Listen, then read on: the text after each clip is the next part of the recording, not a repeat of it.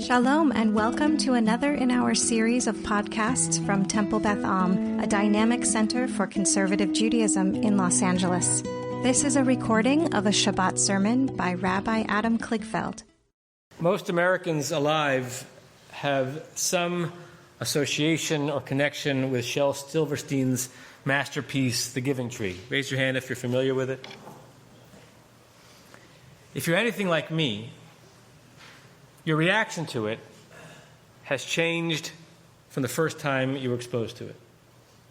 I remember reading it in my town library growing up in Connecticut, and if I'm remembering accurately, which you never know, I remember being amazed at this beautiful, compact tale, poem, story, however you want to describe it, of the tree as an example of generosity and self-sacrifice and the deepest way to be in a bond of friendship or some other connection. When I've returned to it later on in my life, different emotions well up in me. I have no idea if this complicated set of emotions was Shel Silverstein's intent. I've never seen him interviewed or seen him write anything about it. But now when I come across it, I wonder, was the tree being asked to give too much? Is there a point at which your desire to be giving and generous to others end up in a surrender of your very self? Are we supposed to be amazed at the end of the giving tree, or find it to be pitiful? Are we supposed to imagine that we should live like that tree, giving and giving and giving, because that's what it means to share love? Or are we supposed to protect ourselves from giving in such a way that there's nothing left of us? And I am aware that there are many ways in which this poem or this piece of writing has been applied as a cautionary tale for individuals or categories of people who have in society been asked to give too much. Laborers, women, and anyone who might find themselves in a relationship that can devour them, even if that's not the intent. So is that tree a paragon of selflessness or a warning about loving and giving so much that you have nothing left of yourself? This tension about whether or not it's possible to give so much that you lose too much actually exists in the rabbinic tradition for thousands of years. There's a wonderful midrash in Vayikra Rabbah, one of the classic collections of rabbinic tales on the book of Leviticus, that has Rabbi Yochanan, one of the great sages from 2,000 years ago. He's walking and is being helped by his student, Rabbi Chia bar Abba. The Talmud says, the Midrash says, that they're walking from Tiberias, the town on the western side of the Sea of Galilee, to Tzipori. This is them 2,000 years ago, walking the land of Israel as white European colonizers. And, couldn't stop myself. And this is what it says as it describes them walking through that ascent. Because to get from Tiberias to Tzipori, it's quite a walk, and it's very hilly. It says that Rabbi Yochanan would pass a field, and he would say to his student, Rabbi Chia bar Abba, "You see that field? I used to own that field, but I sold it so that I could devote all the resources to studying Torah." And then they would walk on a little bit, and Rabbi Yochanan would say, "You see that vineyard, that beautiful vineyard of grapes? That used to be mine. I owned it. I tended it. I developed a lot from it. But I sold it and I divested myself from it so I could focus more on studying Torah. And you see that olive grove of amazing, healthy olive trees producing so many olives? That used to be mine. I owned it. I took all of the benefit from it. But I decided to sell it. It's no longer mine because I wanted to devote my time and my resources to studying Torah." The way the Midrash is reported, that at that moment his student, Rabbi Chia bar Abba, who was exposed to all these things that his teacher used to own, and now he doesn't own, he started to cry. He started to weep. Rabbi Yochanan said, "Why are you crying?" He said, "Because you have nothing left for yourself. You've sold it all for Torah." And the response is, "I sold something made in 7 days," a reference to the earth and the creation story, "in order to earn something that was made in 40 days, a reference to the days that Moses was out Mount Sinai collecting, receiving, and transmitting the Torah. In other words, I gave up earthly possessions that only took God a week to create in order to acquire and to devote myself to something that took God more than a month to create. I had an upgrade. Who needs an olive field, a grove, and a field when you have God's most exquisite creation?" If the Midrash would end there, then it would be a read, anachronistically, of the giving tree as praising that tree and that rabbi for giving up so much for something that was more precious: love of a friend and love of Torah. But that's not where the Midrash ends. The Midrash adds another line that says that when this story was told in future generations about the great Rabbi Yochanan, all of the students who listened to it would mock him, would use it as an example of giving too much, even in the pursuit of something that is significant. Both of those approaches can be applied to the topic of Shemitah, about which Lily already taught us beautifully. I want to go back into it just for a second. Imagine, and it's very hard to imagine because we're so far away from this time in history, and we're so far away from what it really means to be connected to agriculture, the land. Raise your hand. Are there any farmers amongst us? Right? For us, oh, wonderful. Your backyard. Okay. Most of us farm at Ralph's, right? And we have no real understanding of what it took to produce that cucumber or that tomato. Imagine a farmer who's being asked to produce double the output in the 6th year of the agricultural cycle, so there is, or double and a half, because he or she is not going to be able to touch that field during the 7th year and actually needs some extra stored up to begin the 8th year, which is the first year of the next cycle. It seems like a tremendous burden, a tremendous release that God is demanding of the ancient farmer in the name of love. Love of God, love of the land, love of living with religious principles. It seems to require so much restraint. And you can imagine even the pious farmer in the midst of that 7th year being cynical about this obligation, wishing it wasn't so much, finding himself with not having enough, no matter how much he or she tried to prepare. I can identify, even as someone who likes to think that were I alive in that era, I would have tried to follow the law as much as I can. I'd like to think that. I identify with the growing resentment that might build up for being asked to do that much for this God in heaven.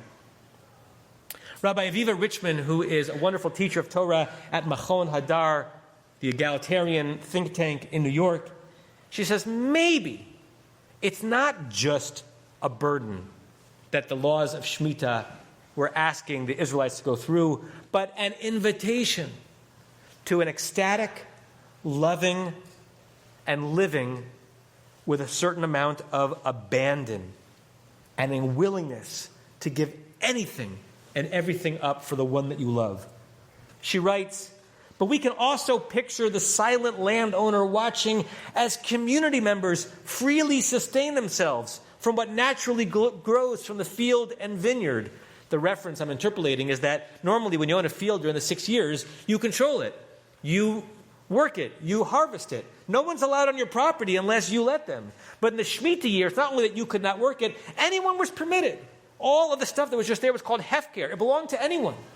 So she says, rather than imagine the farmer being irritated by that, imagine the farmer celebrating that. My goodness, I can give this to anybody who wants it. Back to her. This hero has learned what it means to devote their time and resources to something only to see what others will do with it. Rather than resignation, or maybe alongside it, this could be a posture of curiosity and investment in others.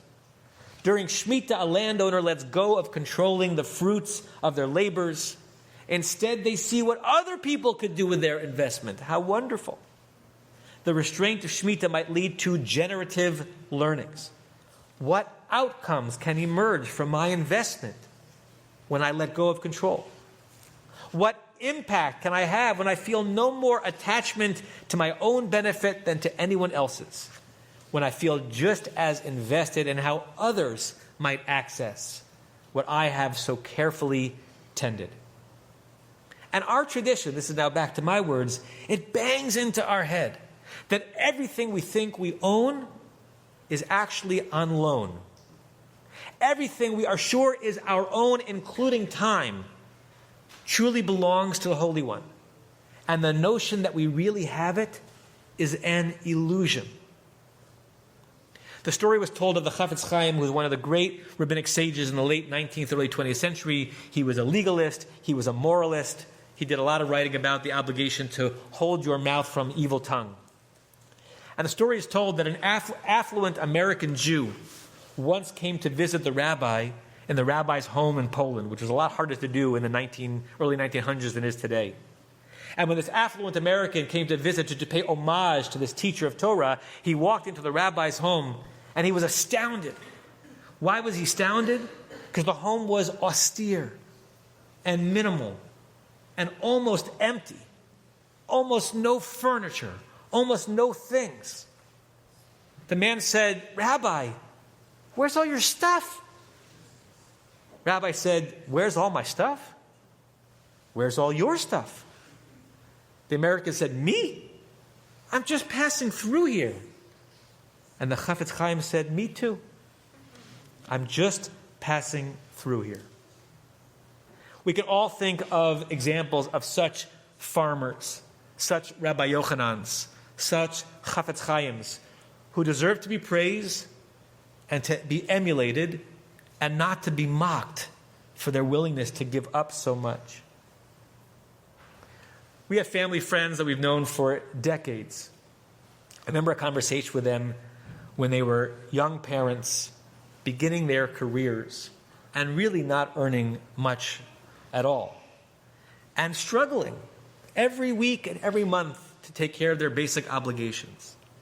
And they said the first thing that they do when they are paid, before they buy a single obligatory thing for themselves, is they take a portion of what they've earned and they give it to tzedakah. I remember asking them, amazed by that way of thinking about money, why do you do it at the beginning rather than when you have completed all of your obligations?